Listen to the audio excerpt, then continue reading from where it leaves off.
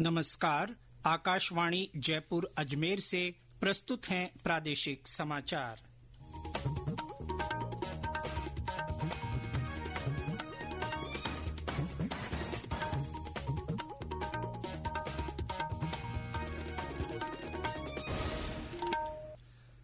मुख्य समाचार। प्रदेश के कई जिलों में मूसलाधार बारिश से जनजीवन अस्त व्यस्त। मौसम केंद्र ने जैसलमेर, बाड़मेर और जोधपुर में भारी बारिश का रेड अलर्ट जारी किया।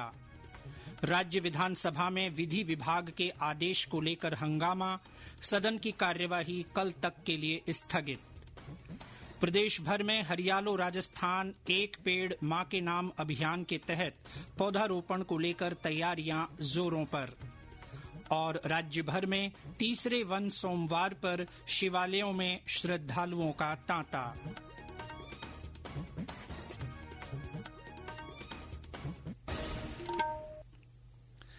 समाचारों के साथ मैं जितेंद्र सिंह पूनिया। और अब समाचार विस्तार से। प्रदेश के कई जिलों में पिछले 24 घंटों में हुई मूसलाधार बारिश से जनजीवन अस्त व्यस्त हो गया है। तेज बारिश को देखते हुए कई जिलों में जिला प्रशासन ने स्कूलों का अवकाश घोषित कर दिया है। ब्यावर, नागौर, जोधपुर और जोधपुर ग्रामीण जिलों में भारी बारिश की संभावना को देखते हुए जिला कलेक्टरों ने कल कक्षा 1 से 12वीं तक सभी स्कूलों में अवकाश घोषित किया है। कोटा, उदयपुर और अजमेर संभागों में कल रात से कई स्थानों पर भारी से अति भारी बारिश दर्ज की गई। टोंक जिले के नगर फोर्ट गांव में सर्वाधिक 321 मिलीमीटर पानी बरसा। जोधपुर में कल रात से बरसात का दौर जारी है, जिसके कारण निचले इलाकों में पानी भर गया। अजमेर में भी कल रात से जारी बारिश के कारण शहर के कई इलाके जलमग्न हो गए और निचले इलाकों में पानी भर गया। जिला कलेक्टर भारती दीक्षित ने प्रभावित इलाकों का दौरा किया। पाली में हुई मूसलाधार बारिश से 2 दर्जन से ज्यादा कॉलोनियों में सड़कों पर पानी जमा हो गया।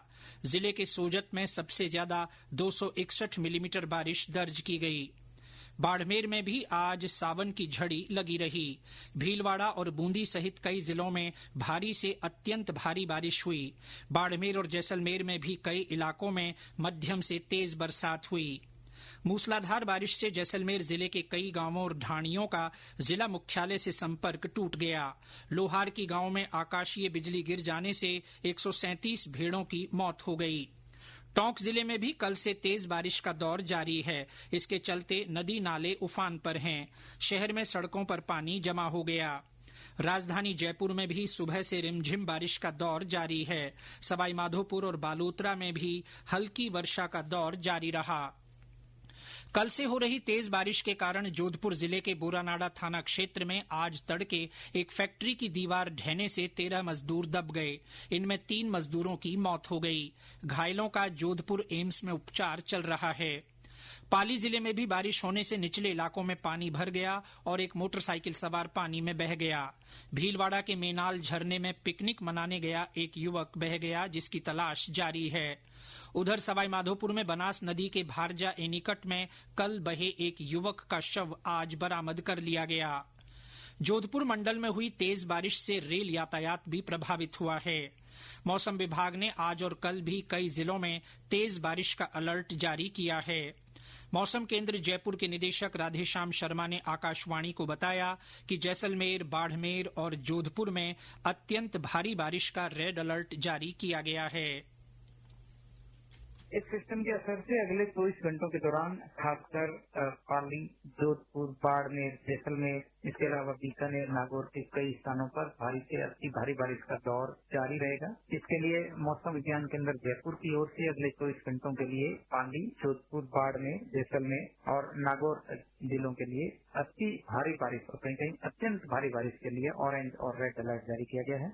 इसके अलावा 6 अगस्त को भी जोधपुर संभाग और अजमेर संभाग, बीकानेर संभाग के कुछ भागों में भारी बारिश का दौर जारी रहेगा। हालांकि ये सिस्टम धीरे धीरे कमजोर होगा। इसके बाद 7-8 अगस्त से उत्तर पूर्वी राजस्थान यानी भरतपुर और जयपुर संभाग के कुछ भागों में बारिश की गतिविधियों में पुनः बढ़ोतरी होगी। इस बीच जोधपुर मंडल के बिलाड़ा पीपाड़ रोड और केरला पाली मारवाड़ यार्ड के मध्य पानी भर जाने से रेल यातायात प्रभावित हुआ है। उत्तर पश्चिम रेलवे के मुख्य जनसंपर्क अधिकारी के अनुसार इस कारण कई रेल सेवाओं को आंशिक रूप से रद्द किया गया है। वहीं कुछ रेलगाड़ियां परिवर्तित मार्ग से चलाई जाएंगी। पुणे भगत की कोठी एक्सप्रेस रेल सेवा मारवाड़ जंक्शन तक चलेगी। ये रेल मारवाड़ जंक्शन से भगत की कोठी के मध्य आंशिक रूप से रद्द रहेगी। इसी तरह साबरमती जोधपुर रेल सेवा भी मारवाड़ जंक्शन तक ही संचालित होगी। ये रेल मारवाड़ जंक्शन से जोधपुर के बीच आंशिक रूप से रद्द रहेगी। जोधपुर बांद्रा टर्मिनस रेलगाड़ी जोधपुर से चलकर परिवर्तित मार्ग लूणी, समदड़ी, भीलड़ी, पालनपुर और अहमदाबाद होकर संचालित होगी।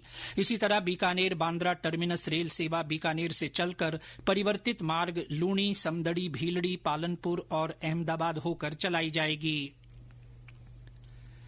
राज्य विधानसभा में आज विधि विभाग के एक आदेश तथा प्रदेश के एक मंत्री के बेटे को अतिरिक्त महाधिवक्ता नियुक्त करने के मामलों को लेकर कांग्रेस विधायकों ने जमकर हंगामा किया।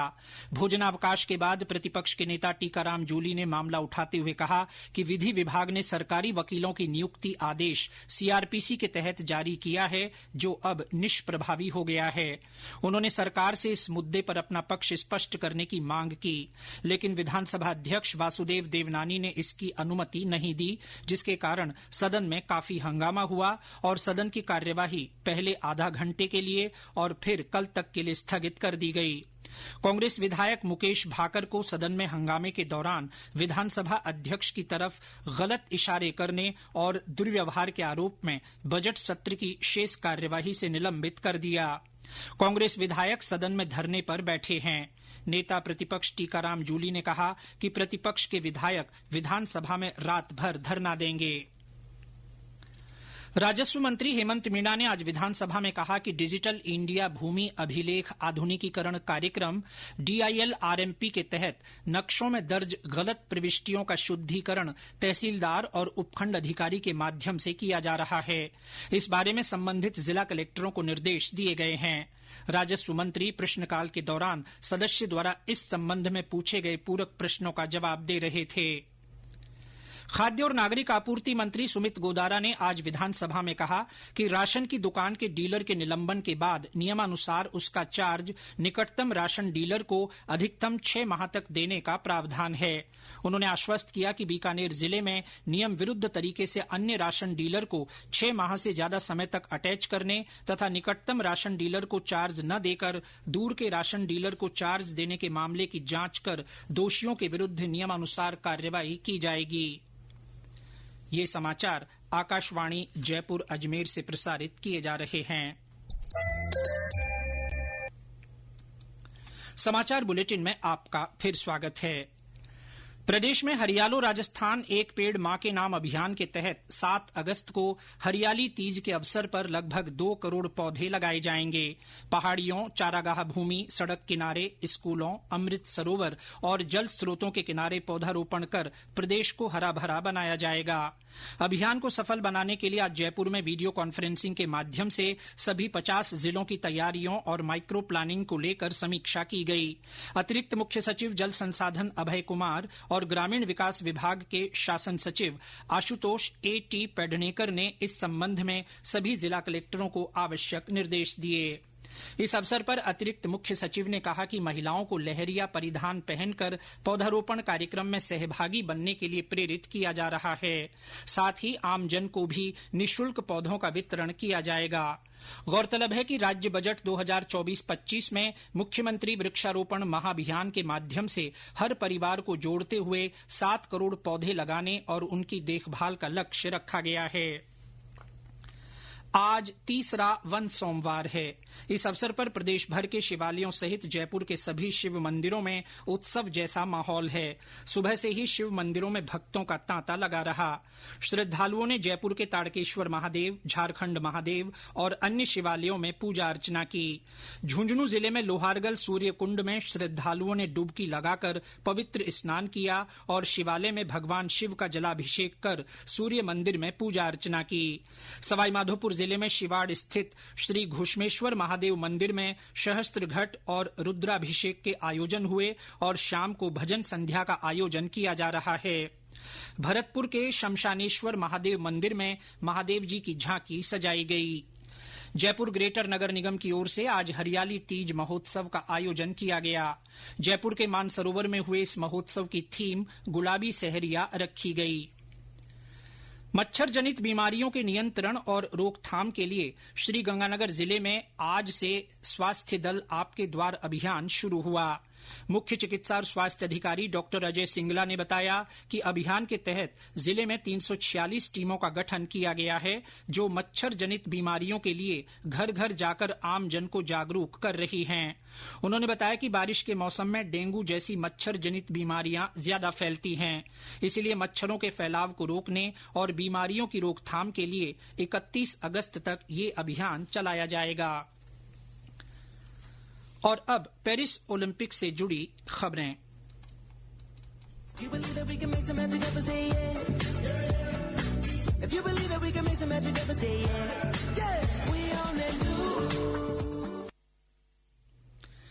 पेरिस ओलंपिक के आज 11वें दिन भारत की महिला टेबल टेनिस टीम ने इतिहास रच दिया। महिला टीम स्पर्धा में पहली बार भाग ले रहे भारत ने रोमानिया को 3-2 से हराकर क्वार्टर फाइनल में जगह बनाई। मनिका बत्रा ने अपने दोनों सिंगल्स मैच जीते। श्रीजा अकुला और अर्चना कामत ने डबल्स मैच में जीत हासिल की।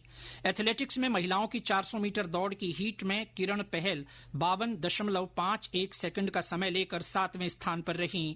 किरण कल रेपेचेज राउंड के जरिए सेमीफाइनल में जगह बनाने की एक और कोशिश करेंगी। निशानेबाजी के मिक्स्ड टीम क्वालिफिकेशन के दूसरे राउंड में महेश्वरी चौहान और अनंत सिंह नरूका ने 50 में से 48 का स्कोर बनाया। भारतीय जोड़ी फिलहाल 97 अंकों के साथ छठे स्थान पर है। बैडमिंटन में लक्ष्य सेन पुरुष सिंगल्स के कांस्य पदक मुकाबले में मलेशिया के ली जी जिया के खिलाफ मुकाबला जारी है। महिला कुश्ती के 68 किलोग्राम भार वर्ग के प्री क्वार्टर फाइनल मैच में आज निशा का मुकाबला यूक्रेन की टेटियाना रिजको से होगा। पुरुषों की 3000 मीटर स्टीपल चेज के पहले राउंड के हीट 2 में अविनाश साबले अपनी चुनौती रखेंगे।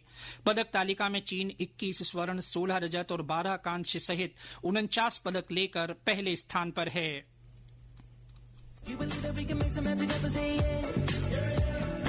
If you believe that we can make some magic, ever say yeah, we on that new. संचार मंत्री ज्योतिरादित्य सिंधिया तथा युवा मामले और खेल मंत्री डॉक्टर मनसुख मांडविया ने पेरिस में चल रहे 33वें ओलंपिक खेलों का जश्न मनाने के लिए आज 4 स्मारक डाक टिकटों का एक सेट जारी किया। नई दिल्ली में आयोजित कार्यक्रम में 10 metre air pistol mixed team पदक विजेता Sarabjot Singh, steeplechase athlete Sudha Singh और पूर्व क्रिकेटर आकाश चोपड़ा भी शामिल हुए।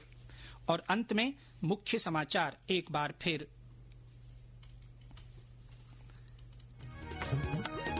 प्रदेश के कई जिलों में मूसलाधार बारिश से जनजीवन अस्त व्यस्त।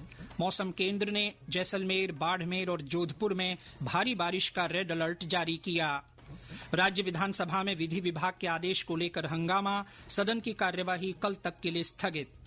प्रदेश भर में हरियालो राजस्थान एक पेड़ मां के नाम अभियान के तहत पौधारोपण को लेकर तैयारियां जोरों पर। और राज्य भर में तीसरे वन सोमवार पर शिवालयों में श्रद्धालुओं का तांता। इसके साथ ही प्रादेशिक समाचार बुलेटिन समाप्त हुआ। नमस्कार।